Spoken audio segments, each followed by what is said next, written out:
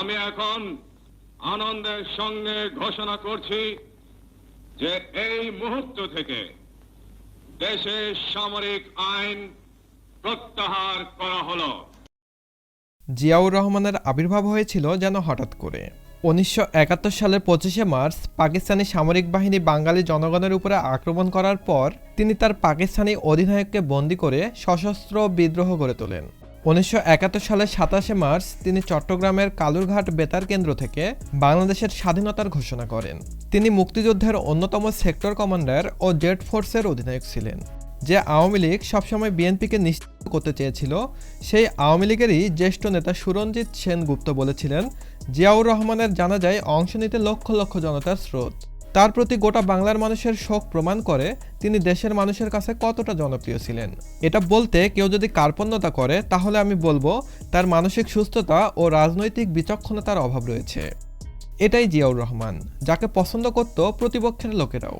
কিভাবে একটি সাধারণ ঘরে জন্ম নিয়েও বাংলাদেশের রাষ্ট্রপতি হয়েছিলেন শহীদ প্রেসিডেন্ট জিয়াউর রহমান, তাই নিয়ে আলোচনা করব উন্মোচনের আজকের পর্বে।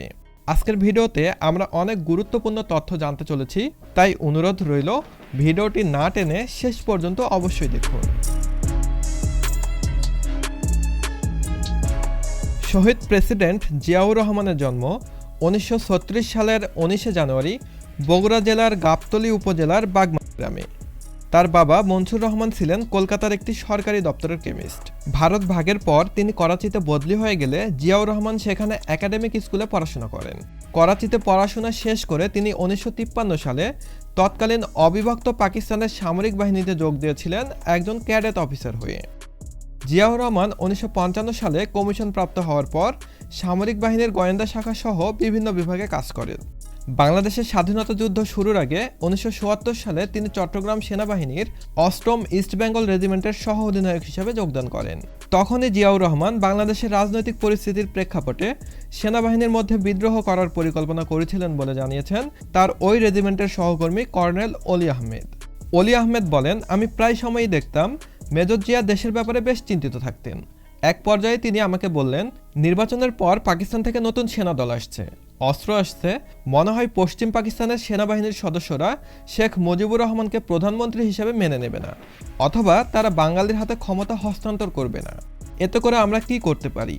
এমন ভাবনা থেকেই মেজর জিয়া সেনা বিদ্রোহ করার পরিকল্পনা করেছিলেন। আর যেমন ভাবনা তেমনই কাজ। 1971 সালে 25শে মার্চ রাতে নিরস্ত্র বাঙালিদের উপর পাকিস্তানি বাহিনীর যে নির্মম হামলা চালিয়েছিল, সেই ঘটনার পর 8ম ইস্ট বেঙ্গল রেজিমেন্টের সদস্যরা বিদ্রোহ ঘোষণা করে জিয়াউর রহমানের নেতৃত্বে। মুক্তিযুদ্ধে শেখ মুজিবুর রহমান রূপকার হতে পারে, কিন্তু প্রথম স্বপ্নটা দেখেছিলেন মেজর জিয়াই। 25শে মার্চ রাতে যখন পাকিস্তানের হানাদার বাহিনীরা বর্বর ও নির্মম হামলার মাধ্যমে সমগ্র ঢাকা তাদের নিয়ন্ত্রণে নিয়েছে, একমাত্র চট্টগ্রাম থেকে তখন শহীদ রাষ্ট্রপতি জিয়াউর রহমানের নেতৃত্বে সেনাবাহিনীরা বিদ্রোহ ঘোষণা করেন। পরবর্তী পর্যায়ে 27 তারিখ শহীদ রাষ্ট্রপতি জিয়াউর রহমান বাংলাদেশের স্বাধীনতা ঘোষণা করেন। যদিও স্বাধীনতার ঘোষণা নিয়ে অনেক বিতর্ক রয়েছে। অনেকেই বলেছেন শেখ মুজিবুরের লিখিত বক্তব্যটি মেজর জিয়া পাঠ করেছিলেন কালুরঘাট বেতার কেন্দ্রে। আবার অনেকেই মনে করেন স্বাধীনতার ঘোষক মেজর জিয়া। মুক্তিযুদ্ধে জিয়াউর রহমান প্রথমে সেক্টর কমান্ডার এবং পরে জেড ফোর্সের কমান্ডার হিসেবে স্বাধীনতা যুদ্ধ করে। স্বাধীনতার পর জিয়াউর রহমানকে কুমিল্লার সেনাবাহিনীর কমান্ডার হিসেবে নিয়োগ করা হয় এবং 1972 সালের জুন মাসে তিনি বাংলাদেশ সেনাবাহিনীর ডেপুটি চিফ অফ স্টাফ হিসেবে নিযুক্ত হন। 1973 সালের মাঝামাঝি তিনি ব্রিগেডিয়ার জেনারেল পদে এবং ওই বছরের অক্টোবরে তিনি মেজর জেনারেল পদে পদোন্নতি লাভ করেন। 1975 সালে বাংলাদেশের সাবেক রাষ্ট্রপতি শেখ মুজিবুর রহমান পরলোক গমন করলে খন্দকার মোস্তাক হোসেন সংবিধান বহির্ভূত রাষ্ট্রপতি হিসেবে অধিষ্ঠিত হন। তারপর ওই বছরই 25শে আগস্ট মেজর জিয়া রাষ্ট্রপতি খন্দকার মোস্তাক কর্তৃক সেনা প্রধান হিসেবে নিযুক্ত হন।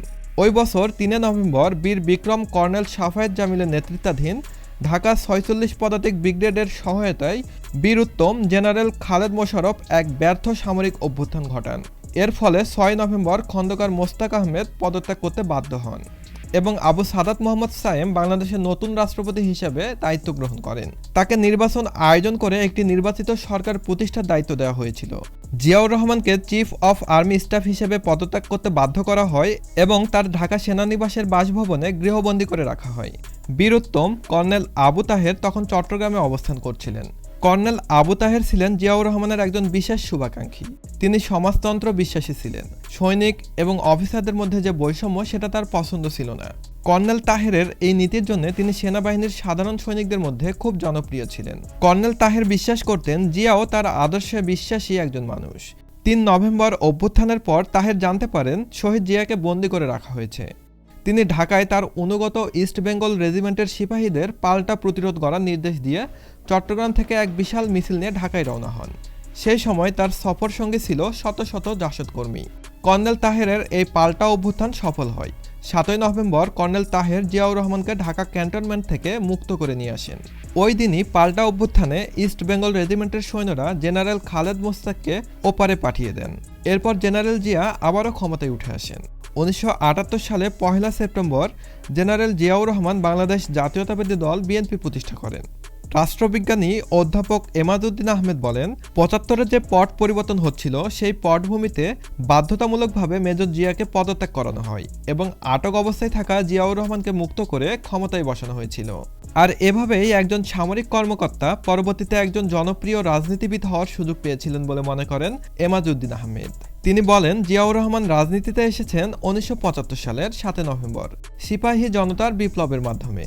তিনি আরও বলেন, এই বিপ্লবের ফলশ্রুতি জেনারেল জিয়াকে বাংলাদেশের রাজনীতিতে মুখ্য ভূমিকা পালনের সুযোগ তৈরি করে দিয়েছিল। জিয়াউর রহমান বড় মাপের নেতা হওয়া বা এতটা জনপ্রিয় হওয়ার মূল কারণ ছিল তিনি তার দল বাংলাদেশ জাতীয়তাবাদী দল বিএনপির প্রতিষ্ঠা করার পাশাপাশি সব দলেরই রাজনীতি করার সুযোগ তৈরি করে দিয়েছিলেন। কিন্তু শেখ মুজিবুর রহমান এটা করেননি। শেখ মুজিবুর রহমান বাংলাদেশের এক নায়কতন্ত্র প্রতিষ্ঠা করেছিলেন। শেখ মুজিবুর রহমান সবসময় চাইতেন তিনি হবেন সকল ক্ষমতার মালিক, আর এটি চলবে তার মৃত্যুর আগ পর্যন্ত। শেখ মুজিবের অসাম্প্রদায়িক মনোভাব প্রত্যাখ্যান করে জিয়া বাংলাদেশে ইসলামিক রাজনীতি চালু করেন এবং মুসলিম জাতিসমূহের সহযোগিতা সংস্থায় বাংলাদেশকে তুলে ধরেন, যা সাধারণ জনগণের কাছে ব্যাপকভাবে প্রশংসিত হয়েছিল। বাংলাদেশের অনেক রাজনীতিবিদ জিয়াউর রহমানকে যুদ্ধের নায়ক মনে করেন। জিয়াউর রহমান শেখ মুজিবের শাসনের শেষ বছরগুলি বিশৃঙ্খলার অবসান এবং বাকশালের অবসান ঘটিয়ে গণতন্ত্র প্রতিষ্ঠা করেন। অন্যদিকে তিনি দেশবিরোধী অনেক শক্তিকে শক্ত হাতে প্রতিহত করেন। সেনাবাহিনীতে মেজর জিয়া অসম্ভব জনপ্রিয় ছিলেন, তাই অনেক উচ্চপদস্থ সামরিক কর্মকর্তা জিয়াউর রহমানের বিরুদ্ধে ষড়যন্ত্রে লিপ্ত হন। বিপদের সমূহ সম্ভাবনা জেনেও জিয়া চট্টগ্রামের স্থানীয় সেনা কর্মকর্তাদের মধ্যে ঘটিত কহল থামানোর জন্য ১৯৮১ সালের ২৯ মে চট্টগ্রামে আসেন এবং সেখানে চট্টগ্রামের সার্কিট হাউসে থাকেন। তারপর ৩০ মে গভীর রাতে সার্কিট হাউসে এক ব্যর্থ সামরিক অভ্যুত্থানে জিয়া নিহত হন। জিয়াউর রহমানকে ঢাকার শেরেবাংলা নগরে দাফন করা হয়। প্রেসিডেন্ট জিয়ার জানাজায় বাংলাদেশের ইতিহাসের অন্যতম বৃহৎ জনসমাগম ঘটে, যেখানে প্রায় ২০ লক্ষাধিক মানুষ সমবেত হয়।